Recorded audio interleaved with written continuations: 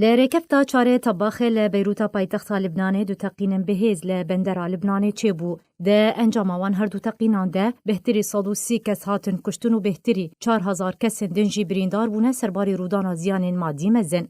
Derbarê qurbaniyên wan her du teqînan, Encûmena Bilinda Navdewletî ya bi ser rêxistinên civaka sivîl dê pêncê tebaxê de wa te. Piştî rûdana wan teqînan ragihand. Nav qurbaniyên wan her du teqînan de hejmarek xelkên Sûrî yên ku li Lubnanê diman hebûn. Hejmara welatiyên Sûriyên ku de encama wan her du teqînan de canê xwe jê dest dane 38 kes bûn. Navê wan jî ev in: Eymen Asım Slêman, Henna George Uqbanî, Eymen el-Hmêş, Abdülhalim السالم, Eymen Mustafa el-Humsi, مهيب خلوف محمد المخلف، فادي حسن الربيع، عبد الكريم حنشول 18 صالي، أحمد حداد 42 صالي، أحمد خلف أوجلا 23 صالي، زاروكي بنافي أحمد خالد المحمود 10 صالي، أحمد سراس 25 صالي، علي حرجي 42 صالي، علي صبحي خلف 24 صالي، إمام محمود حامين 19 صالي، عارف ياسر بيك 25 صالي، أيمن إبراهيم يوسف 28 صالي،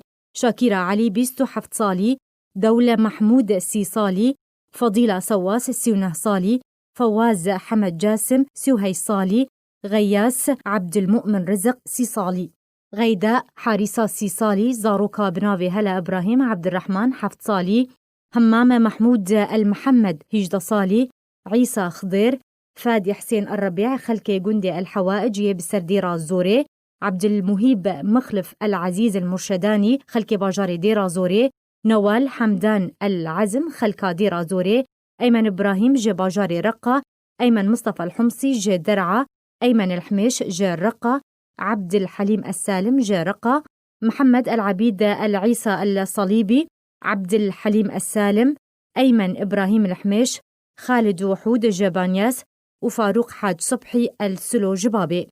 روژا سێشەمê rêkefta çarê vê mehê berbanga Megribê li Beyrûtê paytexta Lubnanê du teqînên li pey hev pêk hatin. Di encamê de bi sedan kes canê xwe ji dest dan û bi hezaran kesên din jî birîndar bûn. Serbarî ziyanên madî mezin ku hejmarek mezin ji mal û milkên xelkên Lubnanê hatin rûxandin.